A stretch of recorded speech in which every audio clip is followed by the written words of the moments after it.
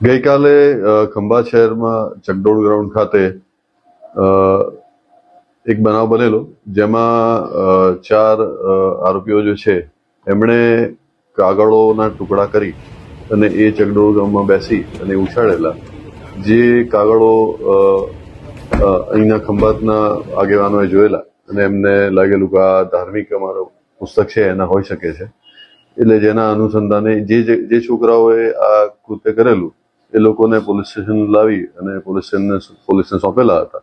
અને એના અનુસંધાને પછી સમાજમાં અને બધા અલગ અલગ લોકોને જાણકારી મળેલી, એટલે લોકો પોલીસ સ્ટેશન ખાતે ભેગા થયેલા અને પોલીસે ખૂબ જ સંયમપૂર્વક સંભાળી અને લોકોને સમજાવેલા અને હકીકતથી વાકેફ કરી અને આ બાબતે કાયદેસરની કાર્યવાહી કરવામાં આવી. ફરિયાદ પણ દાખલ કરવામાં મારું નામ સોહિલ ચિસ્તિયા છે.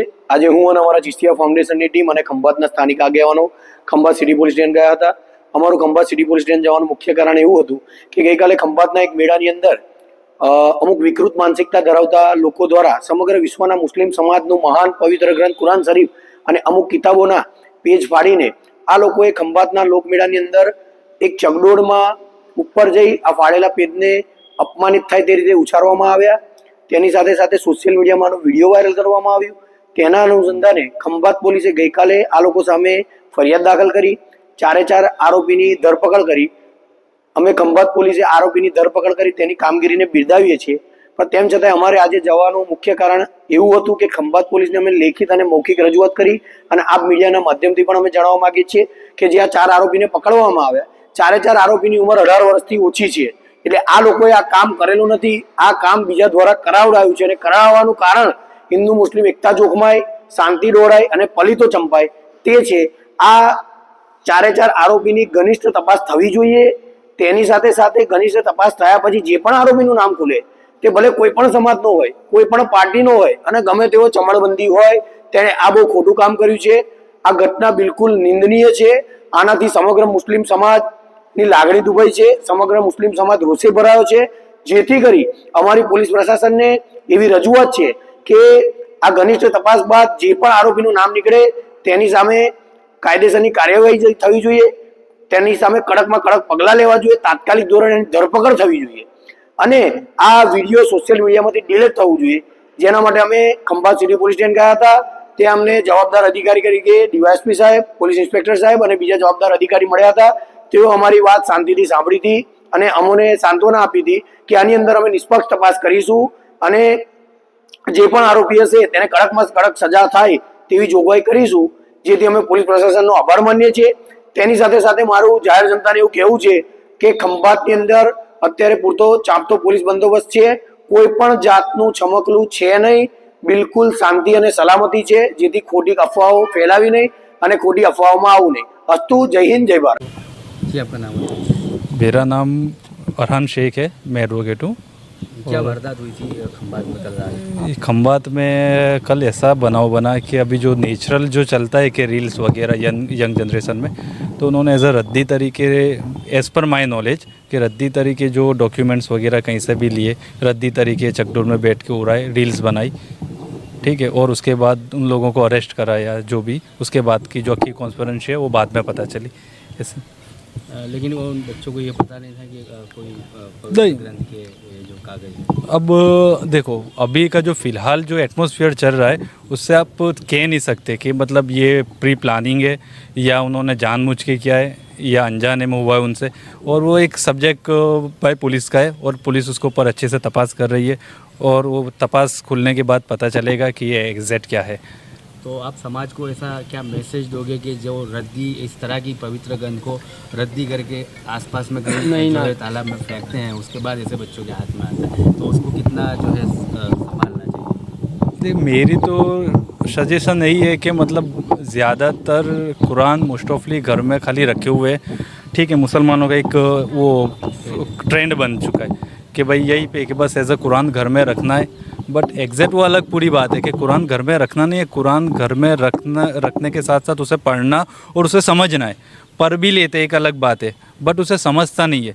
अब एग्जैक्ट अल्लाह ने जो कुरान में ऐसा बताया कि भाई कुरान है वो समझने की किताब है, हमने हिदायत के लिए तुम्हें भेजा है, ठीक है। अब वो अरबी है, हम अरबी समझ नहीं सकते तो खाली पढ़ लेंगे उससे कोई मतलब नहीं होगा, तो उसको सबसे पहले तो समझना चाहिए। और अगर है कि बहुत ज़ईफ़ कुरान है तो मेरा कि भाई हमारा कब्रस्तान है, अल्लाह का शुक्र है कि खंबात में बहुत बड़ा कब्रस्तान है, कहीं पे भी उसे ले जाके उसे दफन कर दो, ठीक है। तो मतलब ऐसे कुछ किसी के जो भी ऐसी मानसिकता वाला है उनके हाथ में ना आए और उसका मिसयूज़ ना हो, या उसको मतलब मोस्ट ऑफली मैंने कहीं और भी देखा है कि कहीं ऐसे किताबें हैं या फिर ऐसी मतलब तस्वीरें वगैरह कि जिसको ऊपर मतलब जानवर उसको ऊपर चलते फिरते बैठते, मतलब ऐसा भी मैंने देखा है। सो मेरी तो यही सजेशन है कि अब कब्रिस्तान अच्छा बड़ा सा है, उससे अच्छा गड्ढा खोदो, वहाँ दफना दो, सबसे बेटर यही है कि वो क्या मिट्टी में दब जाएगा और कागज़ है तो जल्दी वो मिट्टी का लेवल बन जाएगा, जिससे बेहुरमती नहीं होगी।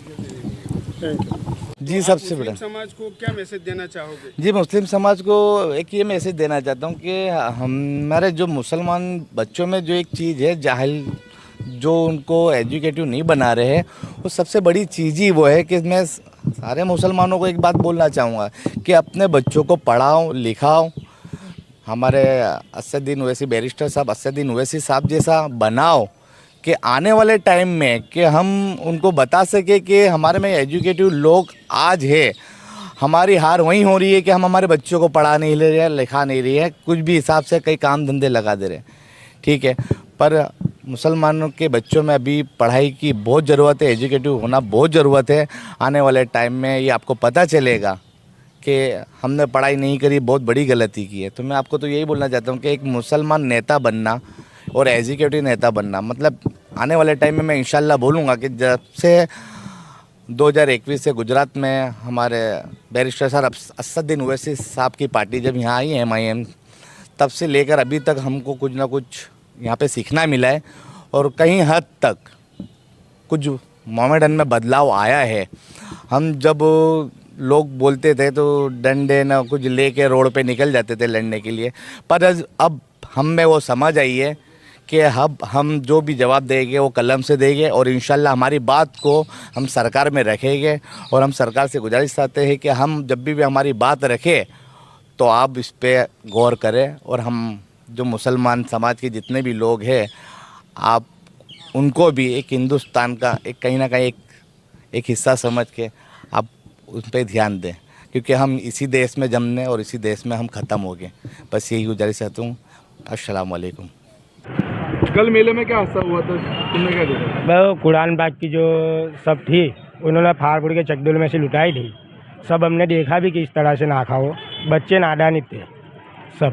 कहाँ से उड़ाई? चकडोल में ऊपर से? चकदोल में ऊपर चालू चकदोल थी, ऊपर से नाखे तो जैसे उड़ के आई ऐसे हमने हाथ में से लिया और देखा तो सब उर्दू में लिखा कुरान पाक की आयत लिखी थी। तो हमने उसको सब ले लिया, वहाँ पे पेड़ में आ रही थी, इधर उधर सब उड़ रही थी, सब इसको पे चल रहे थे, कोई किसी को मालूम नहीं था। कितने लोग थे? हम लगभग 10 एक लोग थे, हमने देखा कितने लोग थे? वो 4-5 लोग थे। फिर पुलिस प्रशासन को जान किसने करी? पुलिस प्रशासन को जान किसने करे इतना ज़्यादा भाई, लेकिन पुलिस ने अच्छी तरह से सर्विस की इनकी वहाँ से और इनको ले भी गए और पुलिस ने साथ भी अच्छा दिया।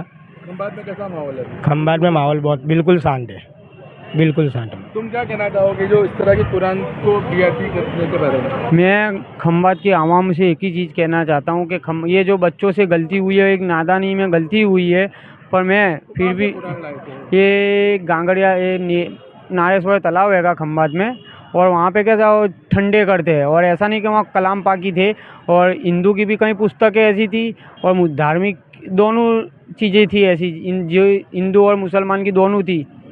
तो उसके लिए अभी हम खुद जाके सर्वे करके वहाँ से गुणों में भर के लाए, हमने हमारे हाथ से उसको साइड लगाया है। ये बच्चों से नादानी हुई है और पुलिस में इसका बहुत अच्छा रोल है। पुलिस ने बहुत अच्छा साथ सरकार दे के इस गांव को कंट्रोल में रखा और पब्लिक की आंख खोली। और ये जो होने से एक चीज़ और फ़ायदा है कि खंबात के मुसलमानों कि अब वहाँ पे कोई नाकने मत जाना।